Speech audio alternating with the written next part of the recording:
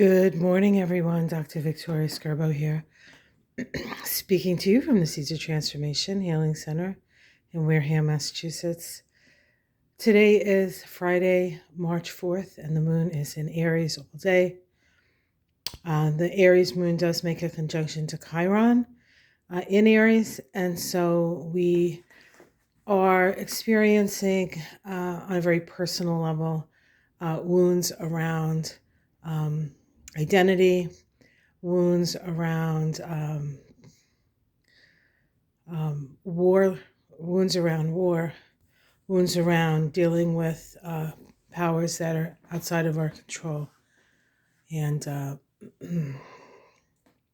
perhaps the futility of war. Yesterday was a very big day. We had a conjunction of Mars to Pluto and Venus to Pluto. When I walked out the side door yesterday, a whole flock of crows went right over my head. And I think this is the group that have been sort of sitting right on my property line. And this time they went right over my house. So I knew something big was happening. I knew that it was a message of some sort. Now, we just had the new moon in Pisces, and what you're seeing here is my new moon in Pisces altar that we constructed, my husband and I. This is an altar that we sort of keep in our house. It's kind of a little bit of an altar to us and our relationship, but we change things out every now and again, and we hadn't really. I don't usually use this altar as the altar of for the new moons, but I usually do that in my office. But we've been spending more time in the house and not in the office because we didn't want to have to heat both places if it wasn't necessary. So we're spending more time in the home and I'm working out of the house instead of the office. Once the weather gets a little nicer, I'll go back down there. We can open the windows, enjoy the beautiful office. But I just wanted to point out a couple of things because I think that we have a theme going on here. Now, when I did Moon Shadows with Ona, it came through to her that we needed to have obsidian on the altar. And of course, that ball right in the middle is an obsidian ball. Obsidian is it's a volcanic glass. It's created through volcanic eruptions. And it has the energy of protection, also the energy of transformation.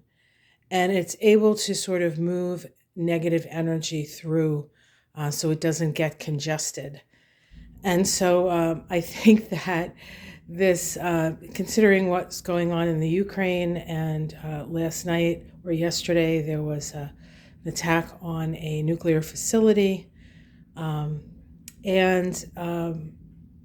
that information came out, I sort of opened up to the universe, or to, the way I open up to the energies and sort of hook into the collective energy. And there was a rushing river of fear, but it was fear. It was kind of dread. It was kind of like it felt like you were sort of skiing down a hill, but you had no brakes. Like, that's what it felt like, but it was dark. It was dark. And it was very, in its way, obsidian. And I can see why we needed to utilize obsidian with this new moon. In fact, I'm wearing a Apache tear bracelet right now. See that? That's Apache tears. So I just want to point out a couple of things about this. We have a number of crystals besides the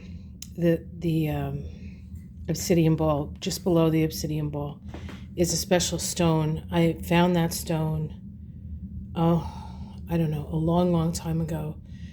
And I call it the Gateway Stone. And it really works. I mean, there have been times when I've had to move through things. But what the Gateway Stone has always done is it always has brought the truth out. even when it's been painful.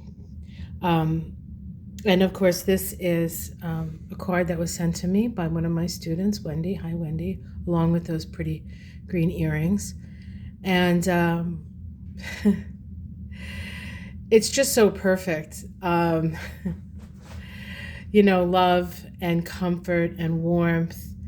And I love the lightning bolts. We're having tower moments, guys.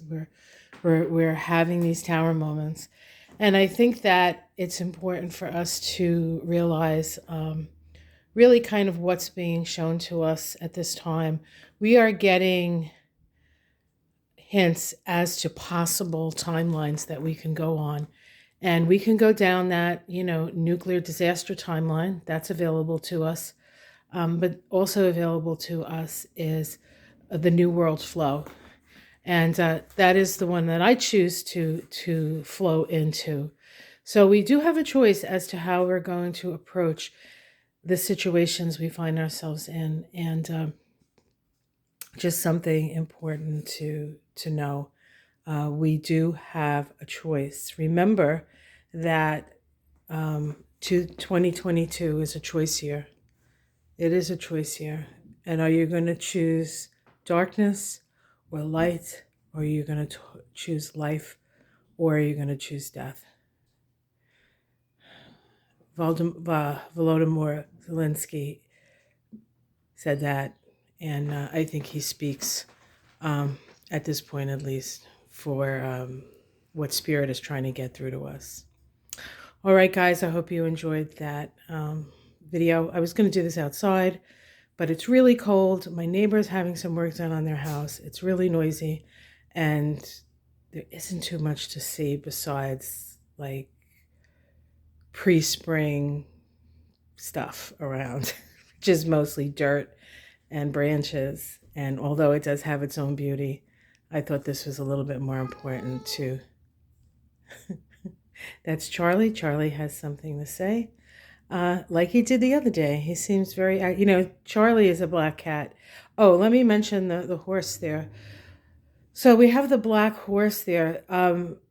Black horses are actually not a symbol of death. White horses are, but the black is the potential, and the horse is power. And this is the potential power that we have. We have the power to create the world that we want to live in. And so, guys, do it in any way you can, fostering peace and harmony and healing. Much love, everyone. Namaste.